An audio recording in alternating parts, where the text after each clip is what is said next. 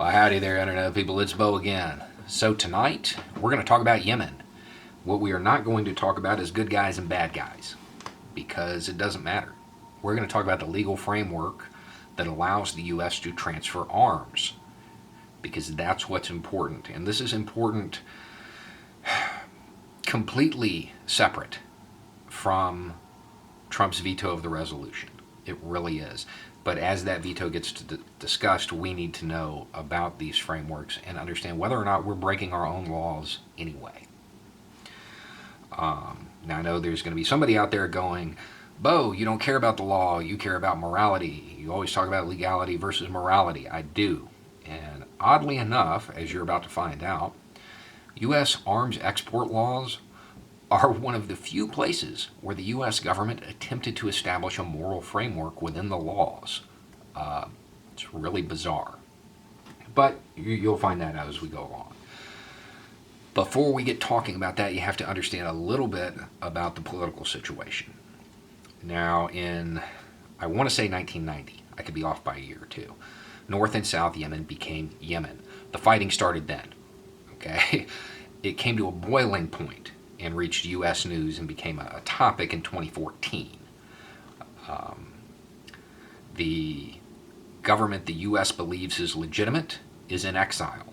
They're not in the country. The Saudis are actually running the war for them. That's who's getting the weapons. That matters. Now, what's going on the ground in Yemen? It may be the worst humanitarian crisis since World War II. It's a toss-up between that and Syria, to be honest. We're talking about the indiscriminate killing of civilians by Saudis as just a daily occurrence, using hunger as a weapon. It is estimated that anywhere from 85,000 to 110,000 children under the age of 5 have died of starvation. This is not a normal war. This is not blue force, red force, good guys and bad guys. Okay? That's important. And it becomes important because of the way our laws are structured. Okay, so what mechanisms does the U.S. have to transfer arms to a foreign power? The first of which is obviously the Arms Export Control Act. Now, it sets out certain criteria in which the U.S. can give a foreign power arms, one of which is to aid in legitimate self-defense. Now, even though the government is in exile and we're actually giving the weapons to the Saudis to run the war, the government in exile asked for them. Now, I know some people are going to say, it's not the legitimate government, it's not, none of that matters. The U.S. government says it is, and under the law, that's what matters. So, as far as that's concerned, there is a criteria that is met for us to transfer arms. However, we cannot transfer arms unless they're being used for legitimate self-defense. Legitimate self-defense means the response is necessary and proportional. If it is not necessary and proportional, it is not legitimate self-defense. Okay. In 2017, the American Bar Association said, no, it's not. It's not even close to legitimate self-defense. And that has a lot to do with the indiscriminate killings. Now, it should be noted that there was an attempt to change this in 2017. DOD sent advisors to Saudi Arabia. Their entire purpose, basically, was to teach the Saudis how not to kill innocent people. And apparently they failed, because nothing has changed. So the Arms Export Control Act is out. That is not a legitimate method, a legal method, to transfer arms to a foreign power, because it is in violation of that portion. The next is the Foreign Assistance Act.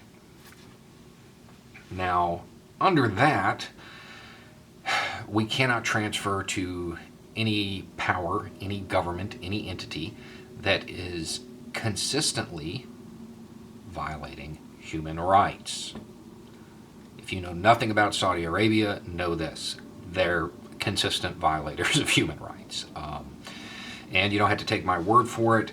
In 2016, the State Department put out a report specifically related to the Foreign Assistance Act about Saudi Arabia, and said, no, we can't use this. That this is they are consistent gross violators of human rights. So that one's gone. Then we have Presidential Policy Directive 27, which basically says we can't transfer arms if they are going to contribute to violations of international law when it comes to humanitarian issues or human rights abuses. Starvation of 100,000 kids, that pretty much kills that dead in the water. Now that one is causal, and that's an important difference. Under that directive, the arms themselves have to be related to the act. Under the Foreign Assistance Act, they don't. We just can't transfer to anybody that's a human rights abuser.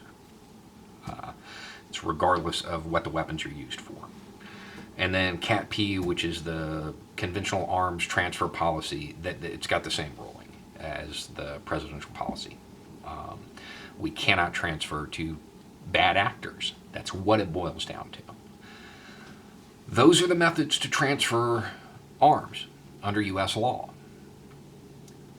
We can't under any of them. We're violating our own laws by doing it. Now, the president has said that Congress is attempting to undermine his authority as commander-in-chief, I guess. And that's terrifying because Civics 101, Congress has the authority to make war. Supplying arms to one belligerent in a conflict is historically seen as an act of war. It's Article 1, Section 8, Clause 7 of the U.S. Constitution gives the power to make war to Congress, not the president. He gets to be commander-in-chief once the war is declared. That's how that works. So with Congress saying, we don't approve of this, and him vetoing it, that's pretty unconstitutional. So that's where we're at. Legally speaking, we can't transfer them arms. Completely separate from this resolution, our own laws do not allow the transfer of arms to the Saudis, especially for use in Yemen. So the question then becomes, do we allow a president to just run roughshod over the laws? Do we allow him to dictate law? Or are we a nation of laws? I know somebody's going to say, well, Obama sent weapons too. He did, and it was wrong then as well. It was. There was no justification for it. It was a slightly different scenario. It really was.